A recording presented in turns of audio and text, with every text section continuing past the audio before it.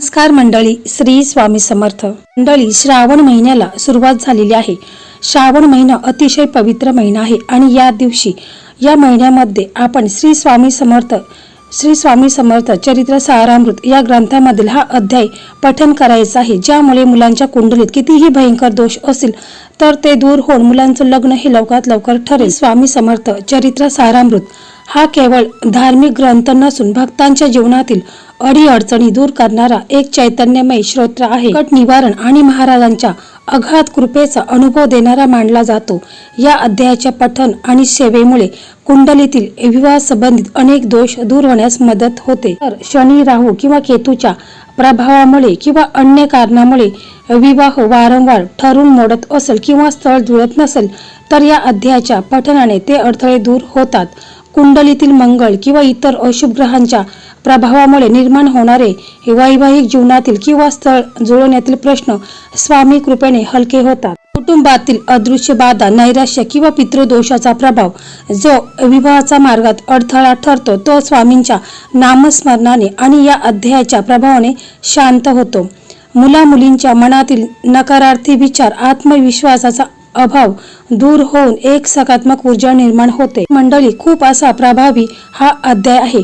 तर हा अध्याय आपल्याला कधी वाचायचा आहे आणि किती दिवस आपल्याला हा अध्याय पठन करायचा आहे, ज्यामुळे मुलांच्या कुंडलीत जे काही ग्रहदोष आहे, पितृदोष आहेत, जे काही अन्य दोष असतील तर ते दूर होऊन मुलांचं लग्न हे लवकरात लवकर ठरेल. श्रावण महिना संपण्यापूर्वीच मुलांचं लग्न हे जुळलेलं असेल. ही संपूर्ण सेवा कशा प्रकारे करायची, पूजा पद्धत तसेच जे काही नियम आहेत महत्त्वाचे ते देखील मी तुम्हाला व्हिडिओच्या लास्टला सांगणार आहे. तर व्हिडिओ हा शेवटपर्यंत नक्की बघा आणि चॅनलवरती नवीन असाल तर चॅनलला सबस्क्राईब करा, कारण असे धार्मिक व्हिडिओ आणि लग्नासंदर्भात व्हिडिओ पाहण्यासाठी मराठी मेघना या यूट्यूब चॅनलला सबस्क्राईब करा.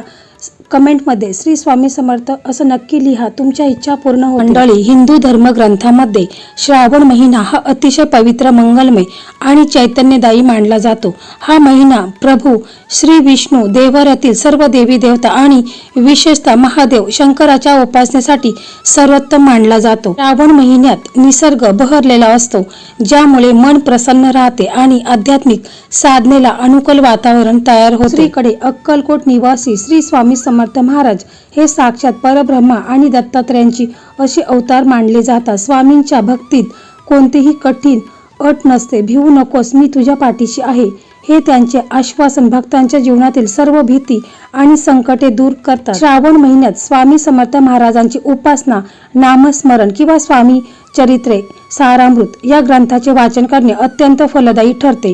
श्रावण महिन्यातील पवित्र वातावरणात केलेली स्वामी सेवा मनाला शांती देते, घरात सकारात्मक ऊर्जा निर्माण करते आणि भक्तांच्या सर्व मनोकामना, इच्छा आहेत तर त्या पूर्ण करत असते. मंडळी, मुलांच्या विवाहातील अडथळे दूर व्हावेत या हेतूने आपण 11 दिवसाची ही सेवा करू शकता.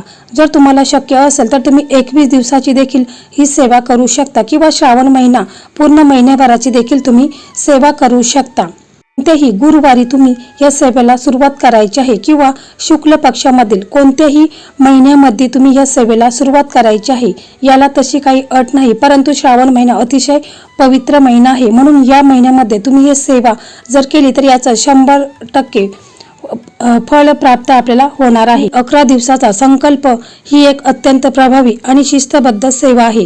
मुलांच्या विवाहातील अडथळे दूर व्हावेत या हेतूने तुम्ही हा संकल्प करत असाल तर स्वामींची सेवा करताना काही बाबींचं पालन करणे हे भक्ती वाढवण्यासाठी आणि सात्विक ऊर्जा टिकून ठेवण्यासाठी आवश्यक आहे. मी श्रावण महिन्यामध्ये 11 दिवसाची संकल्पयुक्त सेवा करणार असाल आता तुम्हाला प्रश्न पडेल, ही सेवा कोणी करावी? तर बघा, स्वतः मुलगा आणि मुलीने केला तर अतिशय उत्तम आहे, परंतु आजकाल आपण पाहत असतो मुलांना इतका वेळ नसतो, तर मग घरातील कोणत्याही सदस्याने मुलांच्या लग्नासाठी ही सेवा करायची आहे. मुलाच्या आईने केली तर अतिशय उत्तम आहे, बहिणीने केली तरी देखील चालेल, तसेच मुलाच्या भावाने केला तरी देखील चालेल. कोणीही घरातील व्यक्ती मुलांच्या लग्नासाठी ही सेवा करू शकतो. तुम्हाला ही सेवा जेव्हा सुरू करायची असेल त्यावेळेस तुम्हाला सकाळी स्नान करून सोवळे किंवा स्वच्छ धुतलेले कपडे हे परिधान करायचे आहेत. तुम्हाला एक पाट ठेवायचा आहे किंवा एक चौरंग ठेवायचा आहे. त्याच्या खाली प्रथम ती जागा तुम्हाला स्वच्छ करायचे आहे. थोडंसं गोमूत्र असेल तर ते शिंपडायचं आहे. ती जागा तुम्ही स्वच्छ करून घ्यायची आहे आणि मग तुम्हाला तिथे एक रांगोळी काढायची आहे आणि त्याच्यावरती पाट किंवा चौरंग ठेवायचा आहे. चौरंगावरती पिवळ्या कलरचा कापड अंथरायचा आहे. स्वामी समर्थांचा फोटो तुमच्याकडे असेल तर तो पुसून वगैरे घ्यायचा आहे आणि तो पाटावरती किंवा चौरंगावरती ठेवायचा आहे. मूर्ती असेल तर मूर्तीला अभिषेक वगैरे करून तुम्हाला त्या चौरंगावरती ठेवायचे आहे. दिवा लावायचा आहे, अगरबत्ती लावायची आहे. स्वामी समर्थ महाराजांना तुम्हाला पिवळी फुले असेल तर ती अर्पण करायची आहेत. त्याच्यानंतर तुम्हाला संकल्प करायचा आहे. तर संकल्प तुम्हाला कशा पद्धतीने करायचा आहे तर बघा, तुमच्या उजव्या हातामध्ये एक पळी पाणी घ्यायचं आहे. त्याच्यामध्ये हळद, कुंकू, अक्षता, एखादं फूल ठेवायचं आहे आणि मग तुम्हाला संकल्प करायचा आहे. ज्या दिवशी या सेवेला सुरुवात करणार आहात तो दिवस तुम्हाला सांगायचा आहे, वार, तिथी सांगायची आहे आणि श्रावण महिन्यातील सोमवार किंवा गुरुवारी मी आपले स्वतःचे तुम्हाला पूर्ण नाव, गोत्र बोलायचं आहे किंवा मुलाचं तुम्हाला नाव, गोत्र बोलायचं आहे. माझ्या कुटुंबाच्या कल्याणार्थी किंवा मुलाच्या विवाहार्थी किंवा जी अडचण किंवा इच्छा असेल ती सांगायची आहे. श्री स्वामी समर्थ महाराजांच्या कृपेसाठी व आशीर्वादासाठी आजपासून पुढील मी 11 दिवस किंवा 21 दिवस ही सेवा करणार आहे. श्री स्वामी समर्थ चरित्र सारामृत या ग्रंथाच्या किंवा अध्यायाच्या वाचनाचा सेवा करण्याचा संकल्प करीत आहे. हे स्वामीनाथ, माझी ही पूजा व सेवा आपण स्वीकारून माझी मनोकामना पूर्ण करावी असं बोलायचं आहे. आणि मग तुम्हाला ज्या हातामध्ये पाणी घेतलेलं आहे ते तुम्हाला जमिनीवरती सोडायचं आहे. अशा प्रकारे तुमचा संकल्प होतो. तर संकल्प तुम्हाला पहिल्या दिवशीच करायचा आहे. बऱ्याच जणांना प्रश्न पडतो की संकल्प रोज करायचा का, तर रोज नसतो, तर संकल्प हा पहिल्या दिवशीच करायचा आहे. नंतर तुम्हाला महाराजांना नमस्कार करून श्री स्वामी समर्थ या मंत्राचा जप किंवा ठरलेली सेवा आहे तर ती तुम्ही पूर्ण करायची आहे. आम्ही चरित्र सारामृत या ग्रंथामधील 13वा अध्यायाचं तुम्हाला पठण करायचं आहे. सेवा करत असताना घरामध्ये शांतता असावी, घरामध्ये वादविवाद किंवा कटकट नसावी. पूर्ण श्रद्धेने तुम्हाला हा ग्रंथ पठण करायचं आहे. तसेच मोबाईल बंद ठेवायचा आहे. ही जेव्हा सेवा करत असताना कोणाचेही बोलायचं नाही. शांत चित्ताने या सेवेला सुरुवात करायची आहे. ही सेवा मनापासून आणि एकाग्रतेने होणे गरजेचे आहे. शक्य असल्यास रोज एकाच वेळी, शक्यतो सकाळी ब्रह्ममुहूर्तावर किंवा सायंकाळी दिवे लागण्याच्या वेळी ही सेवा तुम्ही करायची आहे. 11 दिवस सात्विक आणि शाकाहारी आहार घ्यावा. लसूण, कांदा वर्ज्य करणे अधिक चांगले. तसेच तुम्हाला संकल्पाच्या कालावधीत ब्रह्मचर्याचे पालन करणे तितकेच महत्त्वाचे आहे. ज्या पद्धतीने वर सांगितले आहे त्याप्रमाणे दररोज 13व्या अध्यायाचे वाचन करावे. वाचनाच्या वेळी मन शांत आणि पूर्णपणे स्वामी चरणी असावे. 11 दिवसानंतर शेवटी 13व्या दिवशी यथाशक्ती गरिबांना अन्नदान किंवा गोमातेला चारा देणे अत्यंत पुण्यकारक मानले जाते. तसेच बघा, ही सेवा जर महिला करत असतील तर मग त्यांच्यासाठी देखील, जर समजा त्यांची मासिक पाळी मध्येच आली तर मग काय करावे. जर सेवा करणारी महिला, माता किंवा बहीण ही सेवा करत असेल तर मासिक पाळी दरम्यान ती स्वतः वाचन किंवा जप करू नये.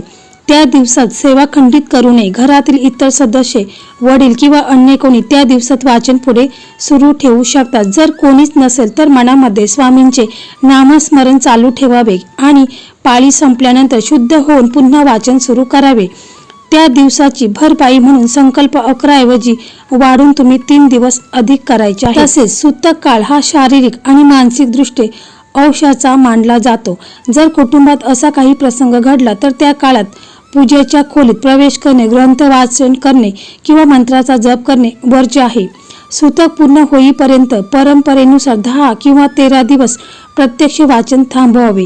शुद्धीकरणाची प्रक्रिया पूर्ण झाल्यानंतर सुशोभित होऊन पुन्हा नवीन संकल्पासह किंवा जुन्या संकल्पाची पूर्तता करण्याच्या भावनेने सेवा सुरू करावी. बऱ्याच जणांना प्रश्न पडतो की ताई, आम्ही ही सेवा केल्यानंतर आमचं मुलांचं लग्न हे किती दिवसात ठरेल. मला कमेंट आलेल्या होत्या. तर बघा, ज्योतिषशास्त्र किंवा कोणत्याही आध्यात्मिक सेवा ही ईश्वरावर श्रद्धा ठेवून केली जाते. त्यामुळे अमुक एका दिवशी किंवा महिन्यात नक्की लग्न जुळेल अशी ठराविक तारीख किंवा काळ सांगणे योग्य ठरणार नाही. अनेकदा स्वामी आपल्या भक्तांसाठी सर्वोत्तम, उत्तम आणि योग्य जोडीदार ठरवत असतात, ज्यासाठी थोडा वेळ किंवा परीक्षा होऊ शकते. त्यामुळे मनात कोणतीही शंका न ठेवता 11 दिवसाची सेवा पूर्ण श्रद्धा व विश्वासाने करावी.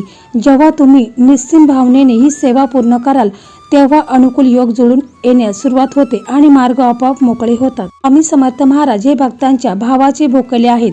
नियम पाळणे ही शिस्त आहे, पण त्याही पेक्षा महत्त्वाचं आहे ते अनन्य भक्ती. मुलांच्या लग्नासाठी सेवा करताना मुलांनी सुद्धा रोज काही वेळ श्री स्वामी समर्थ या मंत्राचा जप करणे तितकेच गरजेचं आहे. स्वामी समर्थावर पूर्ण विश्वास ठेवून सेवा करा. स्वामींचे काम स्वामी करतील आणि माझे काम मी भक्तीने करेन हा भाव मनात ठेवा.